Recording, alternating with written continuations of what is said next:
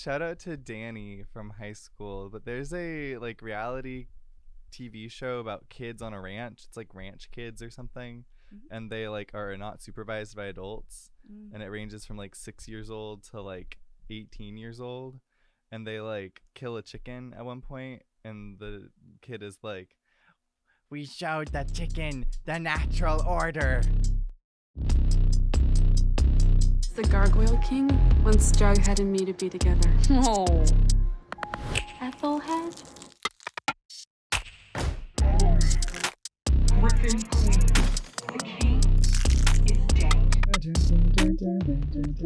This whole episode, we've got Jughead on his typewriter, and I swear to God, we get the same 3 shots, like up from the typewriter, him typing on the typewriter, and then like his face and the typewriter. It's a film noir themed episode. But not in the fun Pretty Little Liars way, where they actually like full on went like they're dressed like the 1940s. The 1940s. Ronnie is the Jessica Rabbit of the episode. She's walking into Jughead's blue and gold office like, "I need you to solve the sleuthster case of who shot my papa." I'll give you half of the money now and half of the money after you solve the case. Jughead promptly goes to the mayor's office and he's talking with Hermione, and he is like, "Hey Diva, you were on the phone with Hiram when he was shot. What were you guys arguing about?" Hermione is like, "Actually, Jughead, I would never shoot my husband. I know that he's been having an affair with Kelly Ripa." Mark Consuelo's wife in real life. Jughead accurately is like, "Wait, if you knew that Hiram was having an affair, wouldn't that be more motive to assassinate him?" And Hermione's like, "No, this is actually proof of my innocence because I'm being upfront with you." So Betty, spurred on by her connection with her serial killer father, is entering a moral crusade related to Claudius's murder ruled suicide. He died in his holding cell of poisoning. Yeah, like cyanide poisoning, like Blue Lips, like all of the others. There's one person in this town where every time somebody's poisoned, it's them.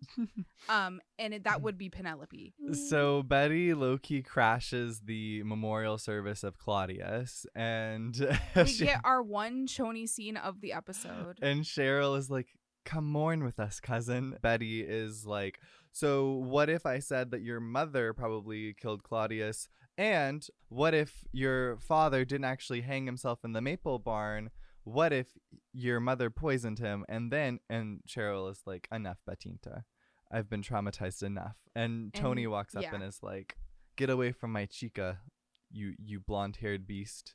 So while Betty's on her quest to prove that Penelope's guilty and Jughead's on his quest to prove that Hermione's guilty, Veronica is for some reason sticking by her father again. Elio from famed Casino Nightgate, he calls and he's like, "Hey, Diva Boots, your father is down for the count and you're his daughter, and that leaves you very vulnerable." Veronica has been kind of saddled with her father's crime ring in his absence. Like collecting their debts and stuff. And you could be asking like, what if she just didn't do that? Irregardless, Veronica is taking up the responsibility of keeping the family out of trouble for now, and has recruited some of her own capos for the job. Smithers and Reggie. And Smithers is basically like, "You gotta not let them see ya sweat, kid." Meanwhile, Betty and Jughead, they're going to the 5 Seasons because that's where Kelly Ripa lives. Yes, and Betty's there to help before she gets the results from Dr. Curdle Jr. on Clifford and Claudius's autopsies. Rutro SpaghettiOs, it's an unlocked hotel room full of dominatrixy women beating up on their corporate subs. It's the Maple Club. It's the Maple Club, my sweet. The harlot whore herself walks in. Penelope Blossom. That doesn't seem very illegal. That doesn't seem very legal.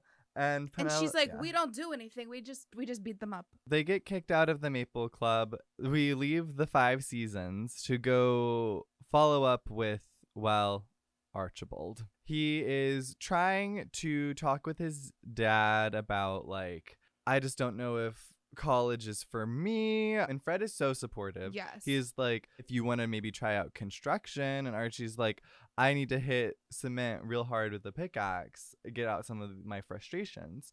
And Fred is like, OMG, Gina, your shift starts tomorrow. Archie goes, he's wailing that pickaxe. And then the diva foreman, Vic is like, okay, everyone, union break.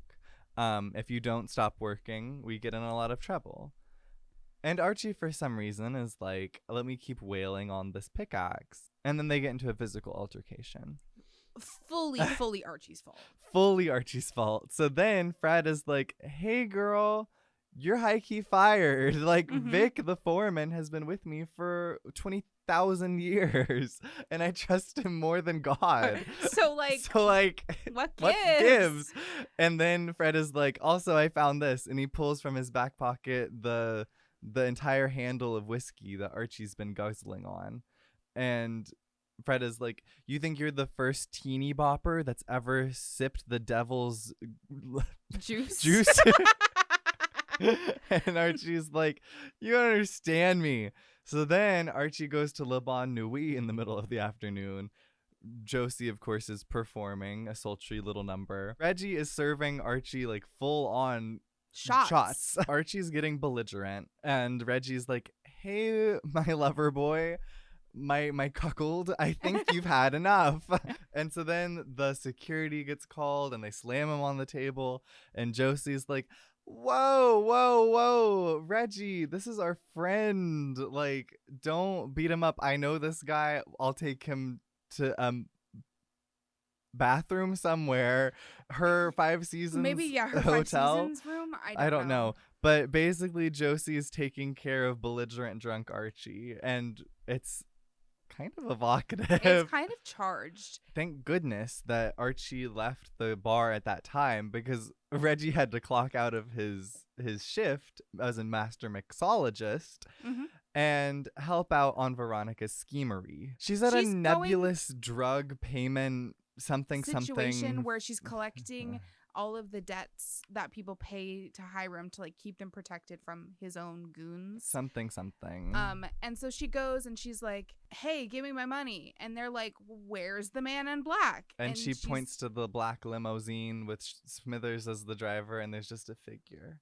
There's just a figure with in a the fedora. back. And she's like, that's the guy. Okay, bye. Thank you for the blood money. She goes into the backseat of the car, and wait, oh my God, who has she gotten to pose as the man in black? It's Reggie with a face card. You know how Role Model brings out a Sally? I want Slater to bring out like a crank baby of a crank. And I want Slater to crank Charles Melton. Yes, I think so too. We cut over to Dr. Curdle Jr. has helped uncover a Clifford break in the case. Turns out Clifford was hung, but he died of a fish poisoning. Pufferfish venom. Cut back to the 5 Seasons Maple Club, and Betty is like, oh my God, Penelope Blossom, I know that you poisoned Clifford with pufferfish venom. She's like, okay, I'm not saying that I did kill all of these people, but have you ever stopped to consider why I would have killed all those people? Remember how I was sold from the Sisters of Quiet Mercy to the Blossom family, and then they treated me horribly, and then Clifford ran a drug empire, and then murdered my son, and then Claudius came over and started running another drug empire, and yeah, guess what? The drugs were running Fizzle Rock residue into the Sweetwater River, and that's why everybody was having seizures. And Betty goes, whoa. Why were there only young girls? And Penelope goes, I'm not a doctor. I'm an herbalist. Hello? So, just flagging it, that is the explanation we get for Cheersergate, Betty's seizure, Ethel's seizure, runoff, not of the Fizzle Rocks, but of the Fizzle Rocks production, process? The runoff in the river. It makes no sense, and it doesn't make sense how only singular girls were affected in it, like across multiple different days, and then suddenly an entire cheer squad was affected, except for Cheryl, because she didn't drink the water.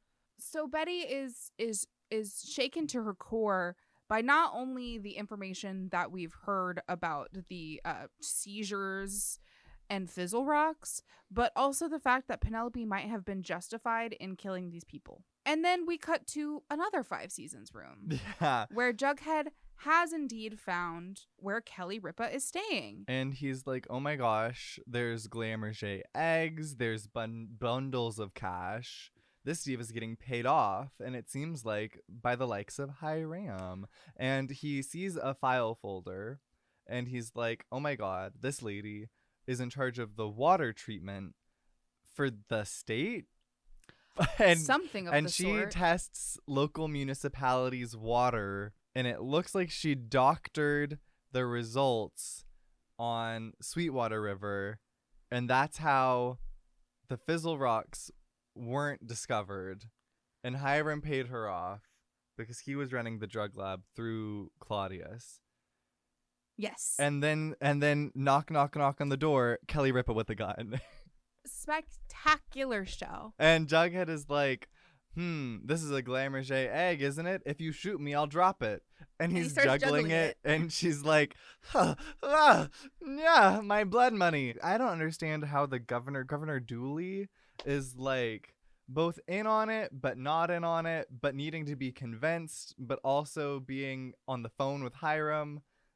Long story short, Jughead is like, I'm going to take these files, and you can't do anything about it, Kelly Ripa. And then he gets a call from Sweet Pea. And Sweet Pea's like, hey, I was trailing Hermione like you asked me to. And I found something, and you're going to want to see this. Sweet Pea takes Jughead to a remote cabin in the middle of the wilderness. It's Hermione Lodge having her own affair with Sheriff Manetta.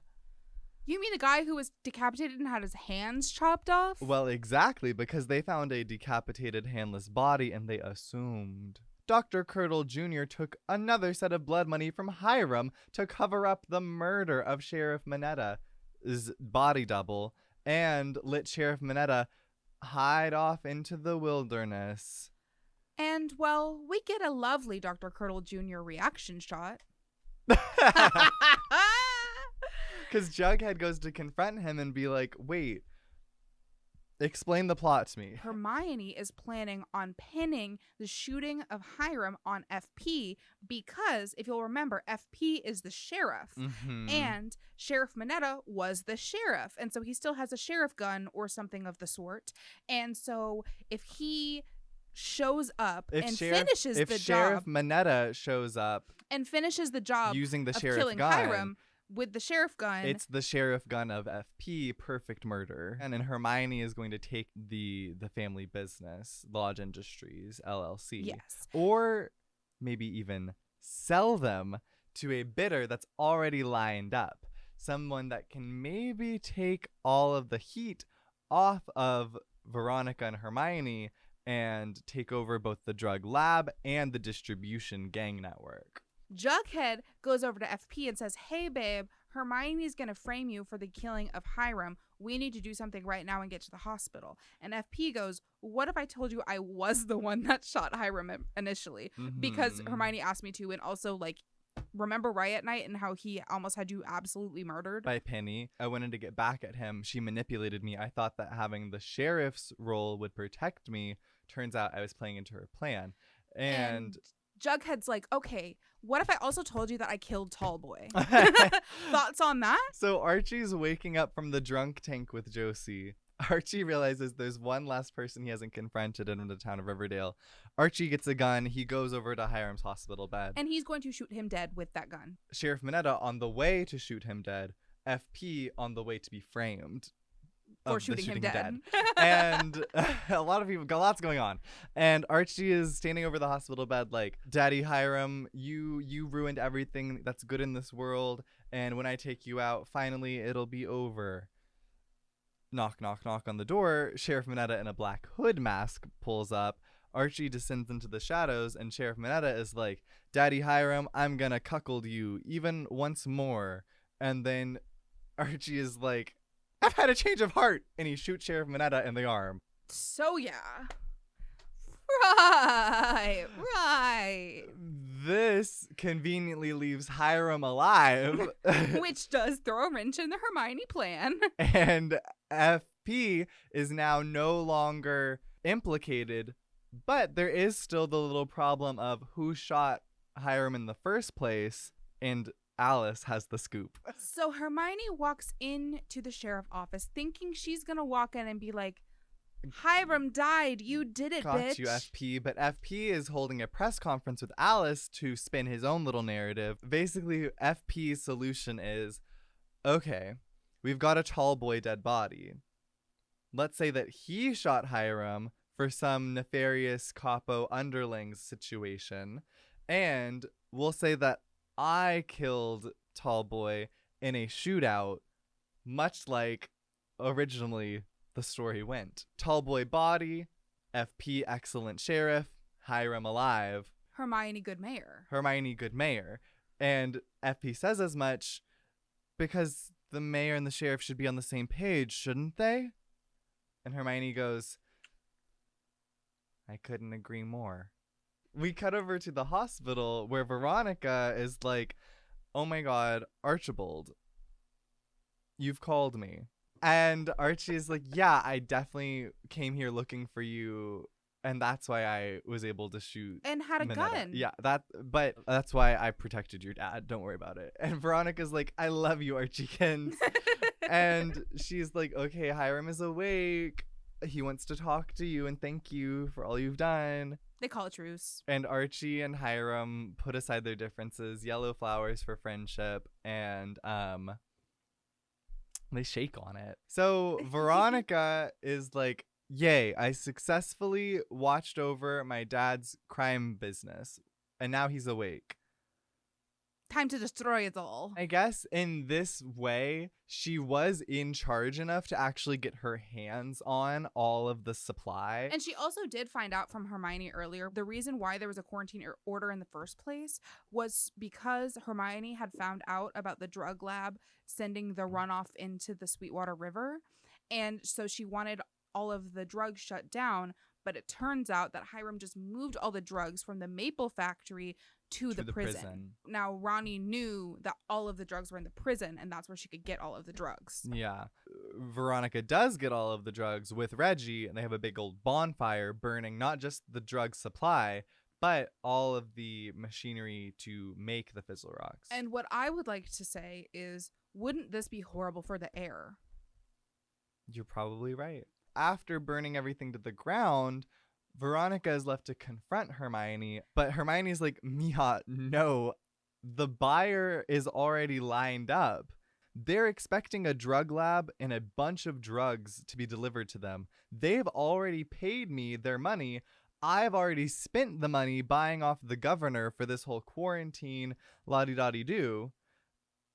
Babe, we're SOL. And Veronica's like, not my problem.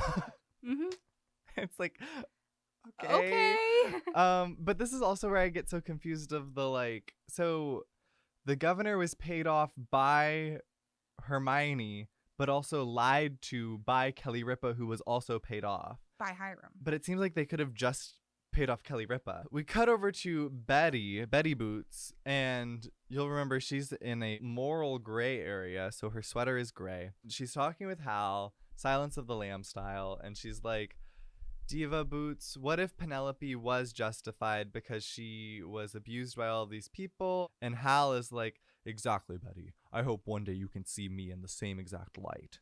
Are you serious right now? I'm just so confused because also, like, I feel like Betty is so smart. And I don't understand where this sudden, like, Flanderization of Betty as only knowing good and bad and not having any gray area whatsoever, because that's just not been how she's carried herself or gone throughout this whole show. She's literally dark Betty. Like, she has it within her. Like, but anywho, Hal is like, yeah, my killing of Midge for doing a single line of Jingle Jangle is exactly equivalent to Penelope murdering her groomer. her groomer.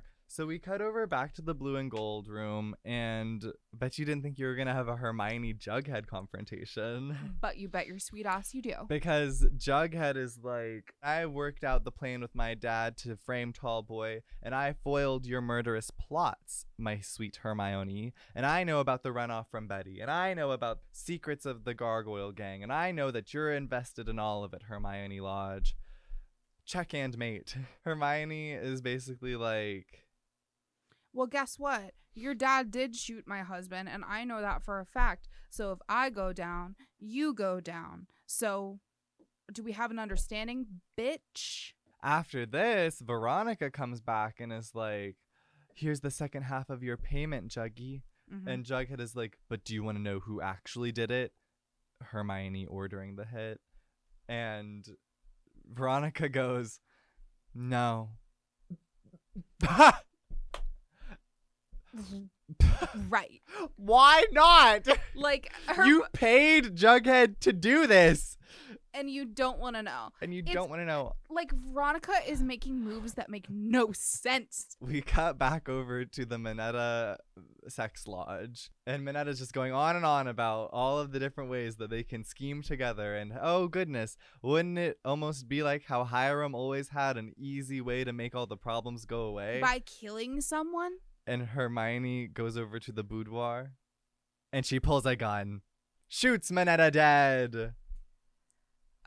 Easy as pie, this plot. And Oh, yeah. every thread is perfectly knotted and ended and followed through on. Mm-hmm. And we have answers to everything. Every single question. And you know what? You won't believe where we go from here. Yeah. Keep up, Mason. Yeah. Yeah. I'm making perfect sense. I'm making perfect sense over here.